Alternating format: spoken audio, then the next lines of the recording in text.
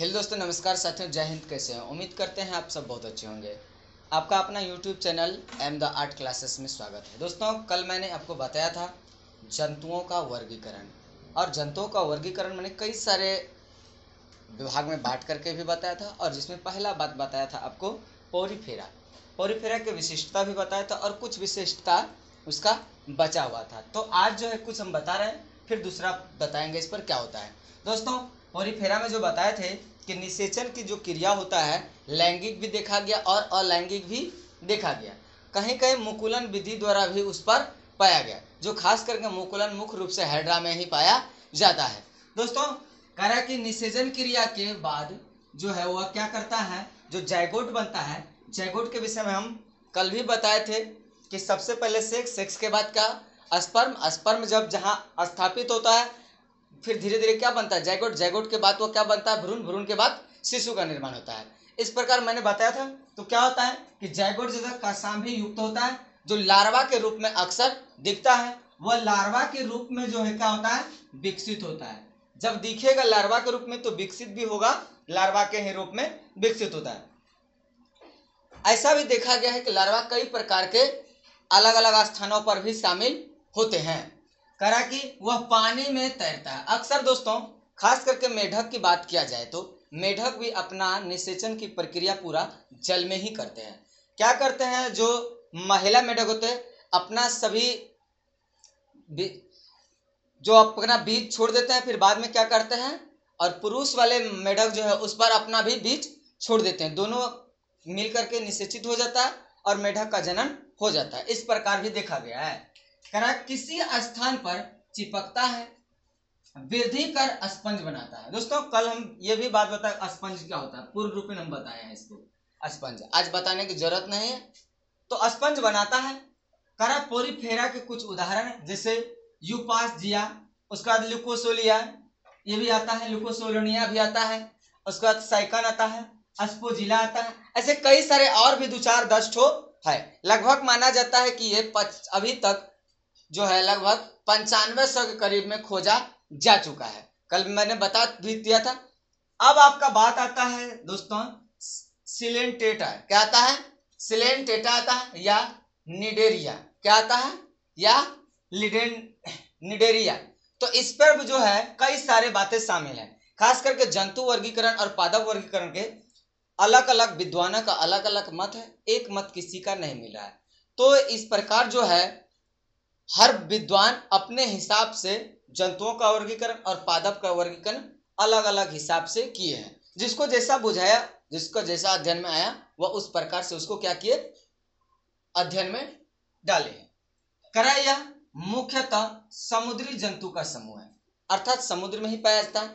कल ये भी बताया था कि समुद्री जीव का उदाहरण जैसे लिख सकते हैं हम लोग शंख, उसके बाद सेतुआ, ये सब कई सारी चीज है जो समुद्री जीव है, और समुद्री जीव का ये सब समूह भी पाया जाता है।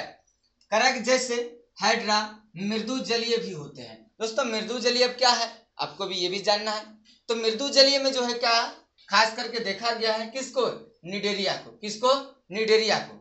करा ये जंतु तिर्जिया समीमित होते हैं। कैसा होता है, तिर्जिया समीमित। कल ये भी बताया, हम बताए थे आपको पोरीफेरा में एक तिर्जिया सम्मित, एक दूसरा होता है द्विपार्श्व सम्मित। एक तिर्जिया सम्मित, दूसरा द्विपार्श्व सम्मित, ये भी बताए थे। इस समूह में 2 प्रकार के आकार को देखा गया है, 2 प्रकार के, जिसमें पहला आता है पॉलिप। क्या आता है, पहला आता है पॉलिप और दूसरा आता है मेडुसा। तो पॉलिप में जो है कई सारे तथ्य देखा गया और मेडुसा में भी कई सारे तथ्य देखा गया। करा कि अब तक जो है इसका भी, किसका, निडेरिया का लगभग 9500 खोज चल चुका है और भी खोज चल रहा है। लेकिन पोरीफेरा का जो 9500 बताया, कहीं कहीं 9500 भी है, कहीं कहीं 10,000 से भी ज्यादा का जिक्र किया गया नए वाले बुक में। तो इस प्रकार से अभी चल रहा है, अर्थात इसका खोजबीन चल रहा है। विद्वानों का मत एक साबित नहीं हो पाया है। तो आपको यही याद रखना है कि वर्तमान में जो है 9500 ही जातियों की देखा गया है और यह पता चल चुका है। तो क्या आपको बता रहे थे अभी हम, तो जो बताए कारा, इसमें कुछ उदाहरण आपको हम दिए हैं, जैसे कि जेलीफिश। क्या है?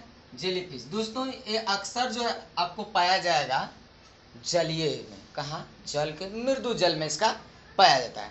कुछ ऐसे भी है जो मृदु जल में न भी पाया जाता है। अब जैसे कुछ हाइड्रा का यहाँ तक मनस था कि मृदु जल में भी पाया जाता है और न भी पाया जाता है। खास करके जब मेंडलीफ जो पता लगाया था मटर के दाने के रूप में, तो उन्होंने यह भी रिसर्च में बताया कि हाइड्रा में जो मुकुलन होता है जरूरी नहीं कि सब हाइड्रा जल में ही होगा, मृदु जल में, कुछ स्थल में भी पाया गया है, यह भी उसको पता लगाया गया। उसके बाद आपका आता है सी एनीमोन। क्या आता है? सी एनीमोन। दोस्तों ये तीनों पौधा का ही एक रूप है। क्या है? पौधा का रूप है। अब कहिएगा सर आप पढ़ा रहे हैं जंतु में, तो पौधा का बात कहां से आएगा? हाँ तो आएगा ही। अब ये तो हो गया। अब इसमें क्या आता है दोस्तों? कह रहा है कि सिलेंटेटा समूह के कुछ जंतु है और इस जंतु का भी तो अपना कुछ खासियत है। क्या खासियत है? देखिए, खासियत यह है इसमें कि ये प्रथम उत्तक। आपको हम ये भी बताए हैं कि दुनिया का कोई भी जीव जंतु हो, चाहे वह पादप हो या जंतु हो, उसका शरीर का निर्माण कोशिका और उत्तक से ही हुआ है। कोई एक से नहीं हो सकता है। जब भी शरीर का निर्माण होगा कोशिका भी चाहिए और उत्तक भी चाहिए, सेल एंड टिश्यू। तो हम लोग का भी शरीर कैसे बना हुआ है? कोशिका से भी और उत्तक से भी। तो दोनों के मिलने से ही शरीर बनता है। ऐसा नहीं कि कोई एक एक चीज से बना दिया जाएगा, तो वैसे नहीं हो पाता है। तो कह रहा उत्तक स्तरीय जंतु है जिनका शरीर दो स्पष्ट परतों का बना होता है। कैसा बना होता है? दो स्पष्ट परत दिखता है जो बना होता है। जब आपको हम माइटोकॉन्ड्रिया, केंद्रक, तंत्रिका तंत्र और केंद्रक के विषय में बताए थे, सेंट्रोसोम, ये सब बताए थे, तो आपको इसके विषय में हम अच्छा खासा बात कहे थे। कह रहे ये बाहरी त्वचा और अंदर त्वचा है। कैसा है? ये बाहरी त्वचा और अंदर त्वचा। कैसा? अंदर त्वचा और बाहरी त्वचा। भाई ऊपर के चमड़ी और भीतर के चमड़ी। तो ये ऊपर के चमड़ी और भीतर की जो चमड़ी होता है, इसलिए इन्हें डिप्लोबॉलेस्टिक कहा जाता है। क्या कहते हैं? डिप्लोबॉलेस्टिक कहते हैं। अगर पूछा जाए डिप्लोबॉलेस्टिक क्या है, तो आपको बताना है क्या है।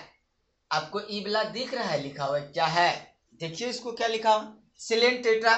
सिलेंटेटा के जो अंदर और बाहर के चमड़ा होता है, वही चमड़ा अर्थात त्वचा, स्किन, तो इसी को ना हम लोग बोलते हैं, क्या बोलते हैं इसको? देखिए डिप्लोबॉलेस्टिक बोलते हैं। कारण कि इनके शरीर में विशेष गुहा होती है। इसके शरीर में कैसा गुहा होता है? तो इसके शरीर में खास प्रकार के गुहा होता है, ढंग से तनी सजाया हुआ, जिसमें एक ही द्वार होता है, एकदम चिकन चक्कन घर के तरह बना हुआ है, और एक दरवाजा है। कैसा? एक दरवाजा, अर्थात एक ही द्वार होता है। इसे सिलेंट्रॉन भी कहा जाता है। इसको क्या कहा जाता है? तो इसको सिलेंट्रॉन भी कहा जाता है। करा कि प्रायः इन जंतुओं के मुख के चारों ओर छोटी अंगुलियां जैसी पार्वर्ध पाए जाते हैं। पार्वर्ध क्या होता है दोस्तों? पार्वर्ध तो बताएं, अंत पार्वर्ध भी बताए हैं, बाह्य पार्वर्ध भी बताएं। पहले तो पार्वर्ध ही बताए हैं ना, जब हम आपको डीएनए, आरएनए और रक्त मंगलाशिका में हम चर्चा कर रहे थे, तो इसका पूरा बात बताते पार्दव क्या होता है, और हर यही सब बात नहीं बताएंगे। तो ये होता है कि पार्दव में जो है क्या दिखता है, एकदम अंगुली के जैसा दिखता है चारों ओर। किसमें? सिलेंटेटा में। कोई दिक्कत? और सिलेंटेटा के कुछ और भी बातें हैं, और भी बात बताएंगे। आज के लिए हम आपको यहीं तक रखते हैं, फिर मिलेंगे अगले दिन।